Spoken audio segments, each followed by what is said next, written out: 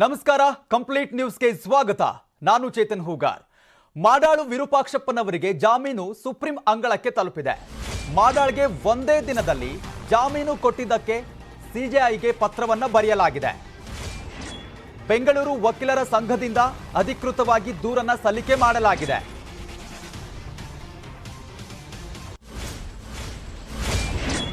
ಸಂಘದ ಅಧ್ಯಕ್ಷ Vivek Subbareddy, general secretary TG Ravi, ಖಜಾಂಚಿ ಹರೀಶ್ ಎಂಟಿ ಅವರಿಂದ ಸಿಜೆಐಗೆ ಪತ್ರವನ್ನ ರವಾನೆ ಮಾಡಲಾಗಿದೆ. ಶಾಸಕರು ಅಂತ ತುರ್ತು ಅರ್ಜಿ ವಿಚಾರಣೆ ನಡೆಸಿದ್ದಕ್ಕೆ ಸಿಜೆಐಗೆ ದೂರನ್ನ ಕೊಡಲಾಗಿದೆ. ಇನ್ನು ಬೇರೆ ಪ್ರಕರಣಗಳಲ್ಲಿ ವಾರ ಕಳೆದರೂ ಬೆಂಚ್ ಮುಂದೆ ಬರ್ತಾ ಇಲ್ಲ. ವಿಐಪಿ ಪ್ರಕರಣಗಳು ಮಾತ್ರ ರಾತ್ರೋರಾತ್ರಿ ಪೋಸ್ಟಿಂಗ್ ಆಗ್ತಾ ಇದೆ. ಒಂದೇ ದಿನದಲ್ಲಿ ಅರ್ಜಿ ವಿಚಾರಣೆ ನಡೆಸಿ ಬೇಲ್ ಕೊಟ್ಟಿದ್ದಕ್ಕೆ ಪತ್ರದಲ್ಲಿ ಬೇಸರವನ್ನ ವ್ಯಕ್ತಪಡಿಸಲಾಗಿದೆ.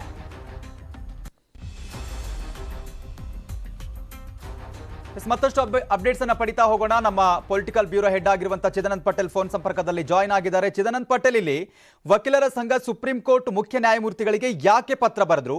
ಪತ್ರದಲ್ಲಿ ಏನೆಲ್ಲ ಉಲ್ಲೇಖವಾಗಿದೆ? ಚೇತನ್, ಇದು ಇವತ್ತು ಮಧ್ಯಾಹ್ನವಷ್ಟೇ ಕೋರ್ಟ್ ಹಾಲ್ 15ರಲ್ಲಿ ನ್ಯಾಯಮೂರ್ತಿ ನಟರಾಜ್ರವರು ಲೋಕಾಯುಕ್ತ ಟ್ರ್ಯಾಪ್ ಪ್ರಕರಣದಲ್ಲಿ A1 ಆರೋಪಿಯಾಗಿರುವಂತಹ ಚನ್ನಗಿರಿಯ ಶಾಸಕ ಮಾಡಾಳು ವಿರೂಪಾಕ್ಷಪ್ಪ ಅವರಿಗೆ ಮಧ್ಯಂತರ ಜಾಮೀನನ್ನ ಮಂಜೂರು ಮಾಡಿದ್ರು. ಇದರ ಬೆನ್ನಲ್ಲೇ ಇವತ್ತು ಇದೇ ಮೊದಲ ಬಾರಿಗೆ ವಕೀಲರ ಸಂಘ, ಬೆಂಗಳೂರಿನ ವಕೀಲರ ಸಂಘ ದೇಶದ ಮುಖ್ಯ ನ್ಯಾಯಮೂರ್ತಿ ಆಗಿರ್ತಕ್ಕಂಥ ಚಂದ್ರಚೂಡ್ ಅವರಿಗೆ ಪತ್ರವನ್ನ ಬರೆದಿರುವಂತದ್ದು. ಡಿ.ವೈ. ಚಂದ್ರಚೂಡ್ ಪತ್ರವನ್ನ ಬರೆದಿರುವುದರಲ್ಲಿ ಪ್ರಮುಖವಾಗಿ ಹಲವಾರು ಅಂಶಗಳನ್ನ ಉಲ್ಲೇಖ ಮಾಡಿರುವಂತದ್ದು. ಅಂದ್ರೆ ಮಾಡಾಳು ವಿರೂಪಾಕ್ಷಪ್ಪ ಅವರಿಗೆ ಹೈಕೋರ್ಟ್ ಜಾಮೀನು ವಿಚಾರದಲ್ಲಿ ಒಂದೇ ದಿನಕ್ಕೆ ಜಾಮೀನು ಅರ್ಜಿಯನ್ನ ಕೈಗೆತ್ತಿಕೊಂಡಿದ್ದಕ್ಕೆ ಪರೋಕ್ಷವಾಗಿ ಅಸಮಾಧಾನವನ್ನು ವ್ಯಕ್ತಪಡಿಸಿರುವಂತದ್ದು. ಜೊತೆಗೆ ಪ್ರಮುಖವಾಗಿ MLA ಆದ ಕಾರಣ ತುರ್ತು ಅರ್ಜಿ ಕೈಗೊಂಡಿರುವಂತದ್ದು ಮತ್ತು ಬೇರೆ ಬೇರೆ ಪ್ರಕರಣಗಳಲ್ಲಿ ಒಂದು ವಾರ ಕಳೆದು ಕೂಡ ಬೆಂಚ್ ಮುಂದೆ ಬೇಲ್ ಅರ್ಜಿ ಬರುವುದಿಲ್ಲ. ವಿಐಪಿ ಪ್ರಕರಣಗಳಲ್ಲಿ ಮಾತ್ರ ರಾತ್ರೋರಾತ್ರಿ ಪೋಸ್ಟಿಂಗ್ ಆಗ್ತಾ ಇದೆ ಅನ್ನೋದು ಇವರ ಗಂಭೀರ ಆರೋಪ ಆಗಿರುವಂತದ್ದು. ಜೊತೆಗೆ ಈ ಪ್ರಕರಣ ಒಂದೇ ದಿನಕ್ಕೆ ಅರ್ಜಿ ಬಂದಿರುವಂತದ್ದು ಮತ್ತು ಬೆಂಚ್ ಮುಂದೆ ಕೂಡ ಬಂದಿರುವಂತದ್ದು. ಲಂಚ ಪ್ರಕರಣದಲ್ಲಿ ಮಾಡಾಳು ವಿರೂಪಾಕ್ಷಪ್ಪರು ಜಾಮೀನು ಯಾವ ರೀತಿ ನೀಡಿದ್ರು ಅಂತೇಳಿ ಪ್ರಶ್ನೆಯನ್ನ ಮಾಡಿರುವಂತದ್ದು. ಜೊತೆಗೆ ಜನಸಾಮಾನ್ಯರ ಅರ್ಜಿಗಳನ್ನ ಒಂದೇ ದಿನಕ್ಕೆ ಬೆಂಚ್ಗೆ ಪೋಸ್ಟ್ ಮಾಡಬೇಕು. ಅದೇ ರೀತಿ ನ್ಯಾಯಾಧೀಶಗಳ ಎಲ್ರಿಗೂ ಕೂಡ ಸಮಾನ ಆಗಿದ್ದರಿಂದ ಉಳ್ಳವರ ಪ್ರಕರಣ ತೀರ್ಮಾನಿಸಿದಂತೆ ಬಡವರ ಅರ್ಜಿಯನ್ನು ಪರಿಗಣಿಸತಕ್ಕಂಥ ಮುಖಾಂತರ ಪರೋಕ್ಷವಾಗಿ ಮಾಡಾಳು ವಿರೂಪಾಕ್ಷಪ್ಪನವರಿಗೆ ಮಧ್ಯಂತರ ಜಾಮೀನು ಕೊಟ್ಟಿದ್ದ ಸಂಬಂಧಪಟ್ಟಾಕೆ ಆಕ್ಷೇಪವನ್ನು ವ್ಯಕ್ತಪಡಿಸಿ chief justice of India Chandrachud ಅವರಿಗೆ ಪತ್ರ ಬರೆಯುವ ಮುಖಾಂತರ ಆಕ್ಷೇಪವನ್ನು ವ್ಯಕ್ತಪಡಿಸುವಂಥದ್ದು.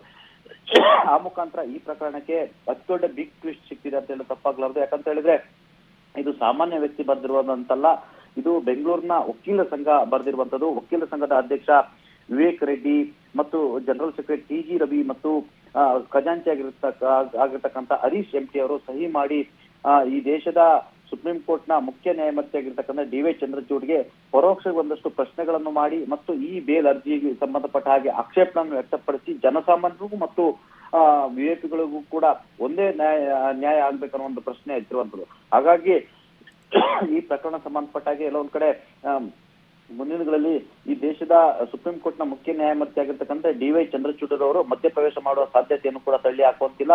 ಜೊತೆಗೆ ಈ ಬೇಲ್ ಪ್ರಕರಣ ಸಂಬಂಧಪಟ್ಟಾಗೆ ಬಹಳಷ್ಟು ವಿವಾದಕ್ಕೂ ಕೂಡ ಎಡೆ ಮಾಡಿಕೊಡುವ ಸಾಧ್ಯತೆ ಕೂಡ ಇರ್ತಕ್ಕಂಥದ್ದು. ಯಾಕಂತ ಹೇಳಿದ್ರೆ ಇಲ್ಲಿ ಬೇಲ್ ಕೊಟ್ಟಿದ್ದು ಹೇಗೆ ಅಂತ ಹೇಳಿ ಪ್ರಶ್ನೆಯನ್ನ ಮಾಡಿದ್ರೆ, ಯಾಕಂತ ಹೇಳಿದ್ರೆ ಭ್ರಷ್ಟಾಚಾರದ ಪ್ರಕರಣದಲ್ಲಿ ಅವರು A1 ಆರೋಪಿ ಆಗಿರುವಂತದ್ದು, ಪ್ರಿವೆನ್ಷನ್ ಆಫ್ ಕರಪ್ಷನ್ ಆಕ್ಟ್ ಅಡಿ ಅವರ ಮೇಲೆ ಪ್ರಕರಣ ದಾಖಲಾಗಿರುವಂತದ್ದು ಮತ್ತು ಲೋಕಾಯುಕ್ತ ಟ್ರ್ಯಾಪ್ ನಲ್ಲಿ ಅವರು ಮೊದಲ ಆರೋಪಿ ಆಗಿರುವಂತದ್ದು ಮತ್ತು ಅನಾರೋಗ್ಯದ ನೆಪವೊಡ್ಡಿ ಅವರು ಹೊರಟಿರುವಂತದ್ದು.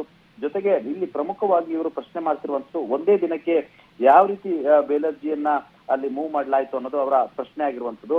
ಜೊತೆಗೆ MLA ಆದ ಕಾರಣ ತುರ್ತು ಅರ್ಜಿಯನ್ನ ಕೈಗೆತ್ತಿಕೊಂಡಿದ್ದೇಕೆ ಅಂತ ಹೇಳಿ ಪ್ರಶ್ನೆಯನ್ನ ಮಾಡಿರುವಂತದ್ದು. ಅಂದ್ರೆ ಜನಸಾಮಾನ್ಯರಿಗೂ ಒಂದು ನ್ಯಾಯ, ಬಡವರಿಗೂ ಒಂದು ನ್ಯಾಯ ಅಂತ ಒಂದು ಪರೋಕ್ಷವಾಗಿ ಪ್ರಶ್ನೆಯನ್ನ ಮಾಡ್ತಾರೆ. ಜೊತೆಗೆ ನ್ಯಾಯಾಲಯಗಳು ಉಳ್ಳವರ ಪ್ರಕರಣವನ್ನ ತೀರ್ಮಾನಿಸುವಂತೆ ಬಡವರ ಅರ್ಜಿಯನ್ನು ಕೂಡ ಇನ್ನು ಮುಂದೆ ಪರಿಗಣಿಸುವಂತೆ ಮುಖ್ಯ ನ್ಯಾಯಮೂರ್ತಿ ಚಂದ್ರಚೂಡ್ ರವರಿಗೆ ಬರೆದಿರ್ತಕ್ಕಂಥ ಪತ್ರದಲ್ಲಿ ಉಲ್ಲೇಖವನ್ನು ಮಾಡಿರುವಂತ. ಚಿದಾನಂದ್ ಪಟೇಲ್, ಈಗ ಇನ್ನೊಂದು ವಿಚಾರ ನೋಡೋದಾದ್ರೆ ಇಲ್ಲಿ ಮಾಡಾಳ್ ವಿರೂಪಾಕ್ಷಪ್ಪನವರಿಗೆ ಈಗ ವಕೀಲರ ಸಂಘದ ಪತ್ರ ಇದೆಯಲ್ಲ, ಅದು ಯಾವ ರೀತಿ ಸಂಕಷ್ಟ ತರಬಹುದು ಅಂತ ಮುಂದಿನ ದಿನಗಳಲ್ಲಿ? ಬಹುಶಃ ಇದು ಸಾರ್ವಜನಿಕ ವಲಯದಲ್ಲಿ ಅತಿ ದೊಡ್ಡ ಚರ್ಚೆಗೆ ಎಡೆ ಮಾಡಿಕೊಡುವಂತ ಪತ್ರ ಅಂತಲೇ ಹೇಳಲಾಗ್ತಿದೆ. ಪತ್ರದಲ್ಲಿ ಹಲವಾರು ಅಂಶಗಳನ್ನ ಅವರು ಉಲ್ಲೇಖವನ್ನ ಮಾಡಿರುವಂತದ್ದು. ಅವರು ಕೂಡ ಈ ಪತ್ರದಲ್ಲಿ ನ್ಯಾಯವನ್ನು ಕೇಳಿದರೆ ಶ್ರೀಮಂತರುಗಳಿಗೆ ಅಂದ್ರೆ ಉಳ್ಳವರಿಗೆ ಪ್ರಕರಣಗಳನ್ನ ಯಾವ ರೀತಿ ತೀರ್ಮಾನ ಮಾಡುತ್ತೆ ಕೋರ್ಟ್, ಅದೇ ರೀತಿ ಬಡವರ ಅರ್ಜಿಯನ್ನು ಪರಿಗಣಿಸಬೇಕಂತ ಒಂದು ಹೇಳಿರುವಂತದ್ದು. ಜೊತೆಗೆ VIP ಪ್ರಕರಣಗಳಿಗೆ ರಾತ್ರೋರಾತ್ರಿ ಪೋಸ್ಟಿಂಗ್ ಆಗ್ತಾ ಇದೆ ಅನ್ನೋ ಒಂದು ಮಾತನ್ನು ಕೂಡ ಹೇಳಿರುವಂತದ್ದು. ಮತ್ತು ಜೊತೆಗೆ ಒಂದೇ ದಿನಕ್ಕೆ ಅರ್ಜಿ ಬೆಂಚ್ ಮುಂದೆ ಬಂದು ಜಾಮೀನು ಸಿಕ್ಕಿರುವಂತದ್ದು. ಮತ್ತು ಲಂಚ ಪ್ರಕರಣದಲ್ಲಿ ಮಾಡಾಳು ಮಾಡಾಳು ವಿರೂಪಾಕ್ಷಪ್ಪ ಅವರಿಗೆ ಒಂದೇ ದಿನದಲ್ಲಿ ಜಾಮೀನು ಕೊಟ್ಟಿರುವ ಸಂಬಂಧಪಟ್ಟ ಆಕ್ಷೇಪವನ್ನ ವ್ಯಕ್ತಪಡಿಸಿರುವಂತದ್ದು. ಜೊತೆಗೆ MLA ಆದ ಕಾರಣ ತುರ್ತು ಅರ್ಜಿಯನ್ನ ಯಾಕೆ ಕೈಗೆತ್ತಿಕೊಂಡಿರೋದು ಪ್ರಶ್ನೆ ಮಾಡುವಂಥದ್ದು. ಹಾಗಾಗಿ ಮುಖ್ಯ ನ್ಯಾಯಮೂರ್ತಿ ಬಹುತೇಕ ಈ ಸಂಬಂಧಪಟ್ಟ ವಿಚಾರಣೆ ನಡೆಸುವ ಸಾಧ್ಯತೆ ಇರ್ತಕ್ಕಂಥದ್ದು. ಒಂದು ವೇಳೆ ವಿಚಾರಣೆ ನಡೆದ್ರೆ ಇದು ಮತ್ತೊಂದು ಮಜಲಿಗೆ ಈ ಪ್ರಕರಣ ಹೋಗುವ ಸಾಧ್ಯತೆ ಇರ್ತಕ್ಕಂಥದ್ದು. ಮತ್ತು ಈ ಸಂಬಂಧಪಟ್ಟ ಹಾಗೆ ಯಾರಾದ್ರೂ ಕೂಡ ಇವರ ಜಾಮೀನು ಅರ್ಜಿಯನ್ನ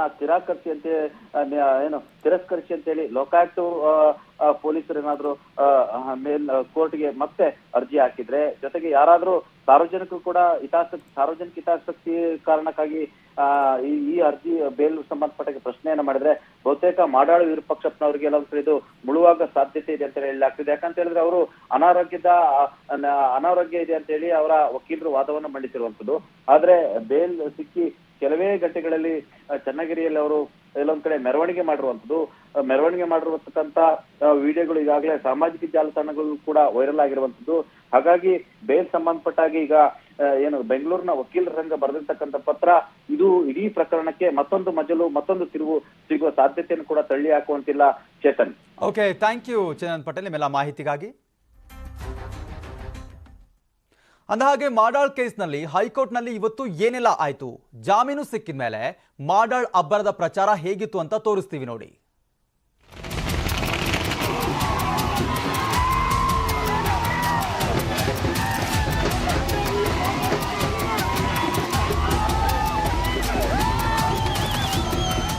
ಆರು ದಿನಗಳಿಂದ ತಲೆಮರೆಸಿಕೊಂಡಿದ್ದ ಭ್ರಷ್ಟಾಚಾರ ಆರೋಪ ಹೊತ್ತಿದ್ದ ಮಾಡಾಳ್ ವಿರೂಪಾಕ್ಷಪ್ಪನ ಜಾತ್ರೆ ಹೇಗಿದೆ ನೋಡಿ. ಏನ್ ಸಂಭ್ರಮ ನೋಡೋಕೆ ಎರಡು ಕಣ್ಣು ಸಾಲಲ್ಲ.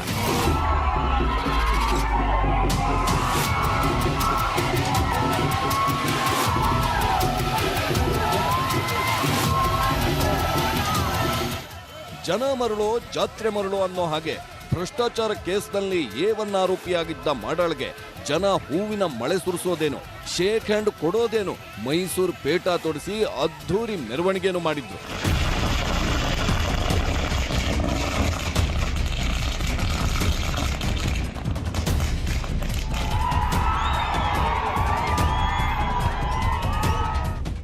KSDL ಟೆಂಡರ್ ಪ್ರಕ್ರಿಯೆಯಲ್ಲಿ ಲಂಚ ಪಡೆದ ಕೇಸ್ನಲ್ಲಿ FIR ಆಯಿತು. ಲೋಕಾಯುಕ್ತ ಪೊಲೀಸರು ಅರೆಸ್ಟ್ ಮಾಡೋಕೆ ತುದಿಗಾಲಲ್ಲಿ ನಿಂತಿದ್ರು. 6 ದಿನಗಳಿಂದ ಯಾರ ಕೈಗೂ ಸಿಗದೆ ಗುಹೆ ಸೇರಿದ್ದ ಶಾಸಕರಿಗೆ ಇವತ್ತು ಹೈಕೋರ್ಟ್ನಲ್ಲಿ ಮಧ್ಯಂತರ ಜಾಮೀನು ಸಿಕ್ಕಿದೆ. ಜಾಮೀನು ಸಿಕ್ತಿದ್ದಂತೆ ಗುಹೆಯಿಂದ ಎದ್ದು ಬಂದ ಹುಲಿ ಥರ ಸ್ವಕ್ಷೇತ್ರದಲ್ಲಿ ಸಿಕ್ಕಾಪಟ್ಟೆ ಪೋಸ್ ಕೊಟ್ರು. ಬದಲಾಗದ ಸಮಾಜ, ಬದಲಾಗದ ಜನ, ಭ್ರಷ್ಟಾಚಾರ ಆರೋಪ ಹೊತ್ತವರನ್ನ ಹೆಗಲ ಮೇಲೆ ಹೊತ್ಕೊಂಡು ಮೆರವಣಿಗೆ ಮಾಡಿದ್ರು.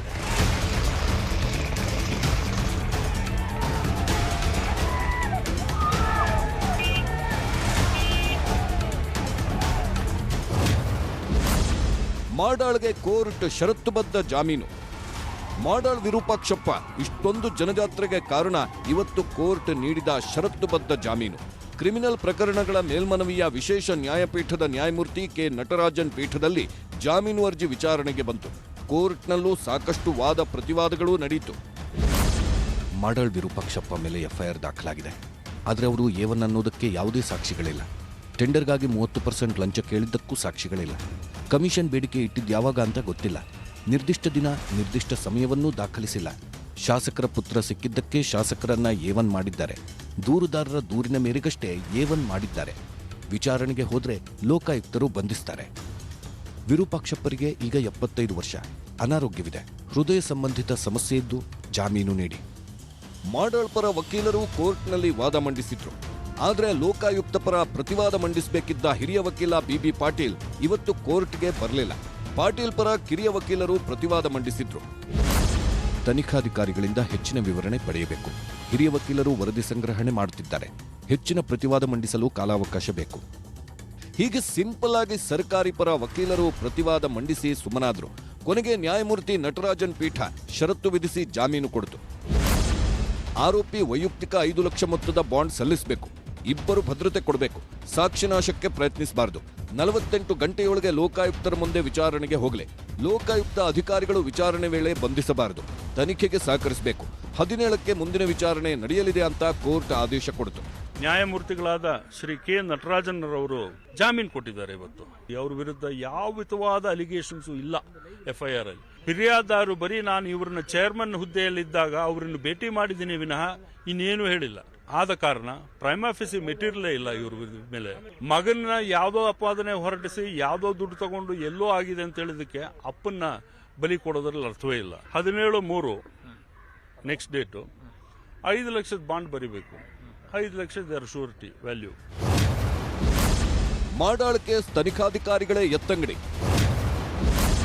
ಜಾಮೀನು ಕೊಡಿಸಲು ಸಹಕಾರಿಯಾಯ್ತಾ ಟ್ರಾನ್ಸ್ಫರ್? ಮಾಡಾಳ್ ಪ್ರಕರಣದಲ್ಲಿ ತನಿಖಾಧಿಕಾರಿಗಳನ್ನ ದಿಢೀರಂತ ಬದಲಾಯಿಸಿದ್ರು. ಇಷ್ಟು ದಿನ ಡಿವೈಎಸ್ಪಿ ಪ್ರಮೋದ್ ಕುಮಾರ್ ಮತ್ತು ಇನ್ಸ್ಪೆಕ್ಟರ್ ಕುಮಾರಸ್ವಾಮಿ ಇದ್ರು. ಇಬ್ಬರನ್ನು ಬದಲಿಸಿ ಅವರ ಜಾಗಕ್ಕೆ ಡಿವೈಎಸ್ಪಿ ಅಂತೋಣಿ ಜಾನ್ ಮತ್ತು ಇನ್ಸ್ಪೆಕ್ಟರ್ ಬಾಲಾಜಿ ಬಾಬು ನೇಮಕ ಮಾಡಲಾಗಿದೆ. ಮಾಡಾಳ್ ವಿರೂಪಾಕ್ಷಪ್ಪ ಲಾಬಿ ಮಾಡಿದ್ರ ಅಥವಾ ಮಾಡಾಳ್ ಪರ ಸರ್ಕಾರದ ಉನ್ನತ ಮಟ್ಟದ ನಾಯಕರೇ ಲಾಬಿ ನಡೆಸಿದ್ರ ಅನ್ನೋದು ಈಗಿರುವ ಅನುಮಾನ. ಮಾಡಾಳ್ ವಿರೂಪಾಕ್ಷನನ್ನ ಹುಡುಕೊಡಿ. ಊರು ತುಂಬೆಲ್ಲ ಪೋಸ್ಟರ್ ಹಾಕಿದ್ದ ಕಾಂಗ್ರೆಸ್. ಜಾಮೀನು ಸಿಗೋದಕ್ಕೂ ಮೊದಲು ಮಾಡಾಳ್ ವಿರೂಪಾಕ್ಷಪ್ಪ ನಾಪತ್ತೆಯಾಗಿದ್ದಾರೆ ಅಂತ ಕಾಂಗ್ರೆಸ್ ಪೋಸ್ಟರ್ ಹಾಕಿತ್ತು. ಸಿಎಂ ಕಚೇರಿಯಿಂದ ಮಾಡಾಳು ನಾಪತ್ತೆಯಾಗಿದ್ದಾರೆ, A1 ಆರೋಪಿಯನ್ನ ಹುಡುಕಿಕೊಡಿ, ಅವರು ಕಂಡ್ರೆ ತಕ್ಷಣ 100ಗೆ ಕರೆ ಮಾಡಿ, ಎತ್ತರ 5.9 ಅಡಿ, ವಯಸ್ಸು 72, ಗೋಧಿ ಮೈಬಣ್ಣ, ನಾಪತ್ತೆಯಾದ ದಿನಾಂಕ 4/3/2023, ಕರೆ ಮಾಡಿ ಪೊಲೀಸರಿಗೆ ಮಾಹಿತಿ ಕೊಡಿ ಅಂತ ದಾವಣಗೆರೆ, ಬೆಂಗಳೂರಿನಲ್ಲೆಲ್ಲ ಕಾಂಗ್ರೆಸ್ ಪೋಸ್ಟರ್ ಹಾಕಿತ್ತು.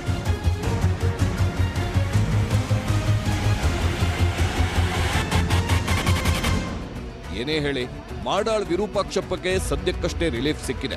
ಭ್ರಷ್ಟಾಚಾರದಲ್ಲಿ ಭಾಗಿಯಾಗಿದ್ದಾರೆ ಅನ್ನೋದಕ್ಕೆ ಲೋಕಾಯುಕ್ತರು ಸಾಕ್ಷಿ ಕೊಟ್ಟಿದ್ದೇ ಆದ್ರೆ ಸಾಹೇಬ್ರು ಕಂಬಿ ಎಣಿಸೋದು ಪಕ್ಕ. Bureau report, news 18.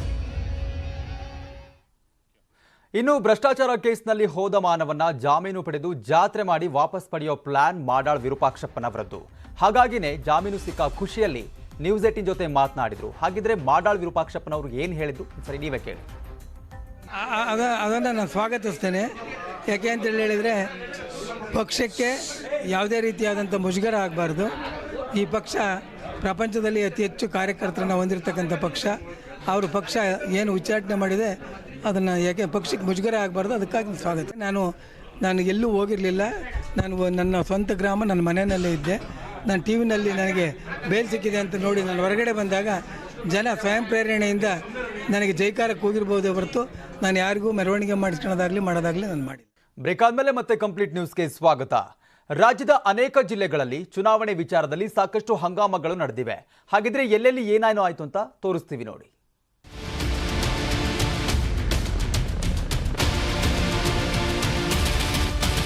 ಮಾಜಿ ಸಿಎಂ SM ಕೃಷ್ಣ ಅವರ ಮನೆಯಲ್ಲಿ ಕಾಂಗ್ರೆಸ್ ಟಿಕೆಟ್ ಸಭೆ ನಡೆದಿದೆ. ಮಂಡ್ಯ ಜಿಲ್ಲೆಯ ಮದ್ದೂರು ಕಾಂಗ್ರೆಸ್ ಟಿಕೆಟ್ಗಾಗಿ ಉದಯ್ ಮತ್ತು ಗುರುಚರಣ್ ನಡುವೆ ಪೈಪೋಟಿ ಏರ್ಪಟ್ಟಿದೆ. ಈ ಹಿನ್ನೆಲೆ ಕೆಪಿಸಿಸಿ ಅಧ್ಯಕ್ಷ DK ಶಿವಕುಮಾರ್ ಅವರನ್ನ SM ಕೃಷ್ಣ ಮನೆಗೆ ಕರೆಸಿ ಮಾತನಾಡಿದ್ರು. ಉದಯ್ಗೆ ಟಿಕೆಟ್ ಕೊಡಿಸಲು ಚಲುವರಾಯಸ್ವಾಮಿ ಲಾಬಿ ಮಾಡ್ತಿದ್ದಾರೆ. SMK ತಮ್ಮನ ಮಗ ಗುರುಚರಣ್ಗೆ ಮದ್ದೂರು ಕಾಂಗ್ರೆಸ್ ಟಿಕೆಟ್ ನೀಡುವಂತೆ ಒತ್ತಾಯಿಸಿದ್ದಾರೆ.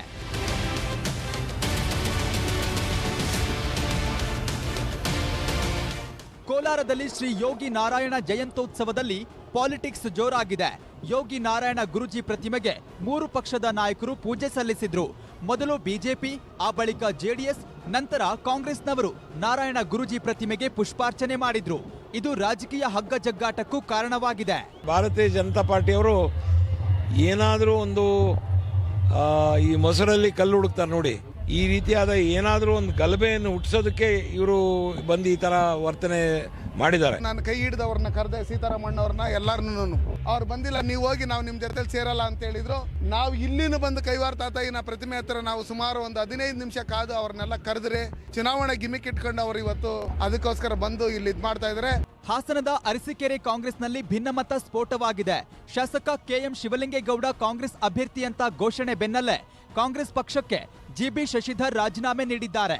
GB ಶಶಿಧರ್ ಕಳೆದ ಬಾರಿ ವಿಧಾನಸಭಾ ಚುನಾವಣೆಯಲ್ಲಿ ಶಿವಲಿಂಗೇಗೌಡ ವಿರುದ್ಧ ಪರಾಜಿತ ಕಾಂಗ್ರೆಸ್ ಅಭ್ಯರ್ಥಿಯಾಗಿದ್ದಾರೆ. ನಮ್ಮ ಪಕ್ಷದಲ್ಲಿ ಆದ ಬೆಳವಣಿಗೆಗಳಿಂದ ಶಿವಲಿಂಗೇಗೌಡರು ಕಾಂಗ್ರೆಸ್ ಕ್ಯಾಂಡಿಡೇಟ್ ಅಂತ ತೀರ್ಮಾನ ಆಗಿದೆ. ನಮ್ಮ ಪಕ್ಷದಲ್ಲಿ ಏಕೈಕ ಉದ್ದೇಶ ಗೆಲ್ಲವರು ಬೇಕು ಅಂತ. ಅದಕ್ಕೆ ನಾನು ಅವರಿಗೆ ಶುಭ ಹಾರೈಸ್ತಾ ಪಕ್ಷದಿಂದ ಈ ಕ್ಷಣದಿಂದ ವಿಮುಕ್ತಿಗೊಳ್ತಾ ಇದ್ದೀನಿ.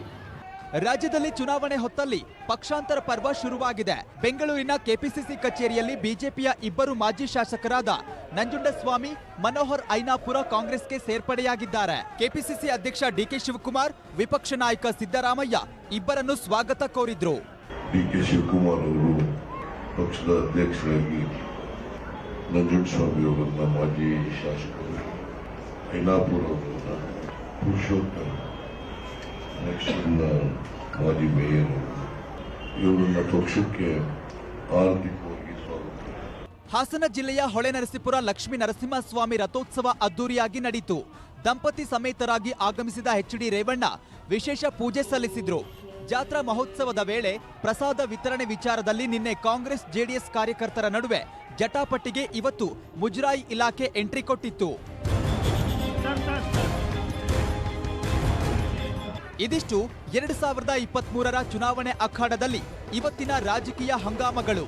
Bureau report, news 18. ಇತರೆ ಸಂಕ್ಷಿಪ್ತ ಸುದ್ದಿಗಳನ್ನು ನೋಡ್ತಾ ಹೋಗೋಣ ಎಕ್ಸ್‌ಪ್ರೆಸ್ ನ್ಯೂಸ್ನಲ್ಲಿ. ಆಟೋ ಚಾಲಕನಿಂದ ರ್ಯಾಪಿಡೋ ಬೈಕ್ ಸವಾರನ ಮೇಲೆ ದೌರ್ಜನ್ಯ. ಬೆಂಗಳೂರಿನ ಇಂದಿರಾನಗರದ ಮೆಟ್ರೋ ನಿಲ್ದಾಣದ ಬಳಿ ಘಟನೆ.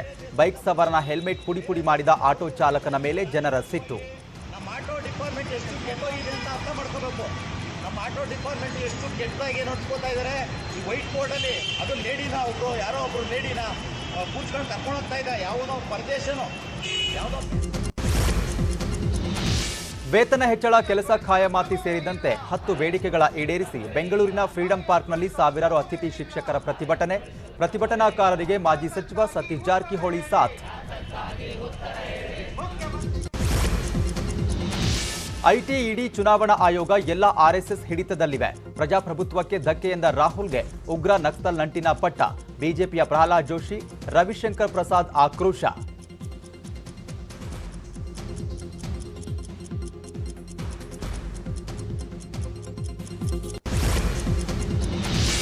ಬಾಂಗ್ಲಾದೇಶದ ಢಾಕಾದಲ್ಲಿ ಪ್ರಬಲ ಸ್ಫೋಟ, 15 ಜನರ ಸಾವು. ಢಾಕಾದ ಗುಲಿಸ್ತಾನ ಪ್ರಾಂತ್ಯದ ಬಸ್ ನಿಲ್ದಾಣದ ಬಳಿಯ ಕಟ್ಟಡದಲ್ಲಿ ದುರ್ಘಟನೆ, 80ಕ್ಕೂ ಅಧಿಕ ಜನರಿಗೆ ಗಂಭೀರವಾಗಿ ಗಾಯ.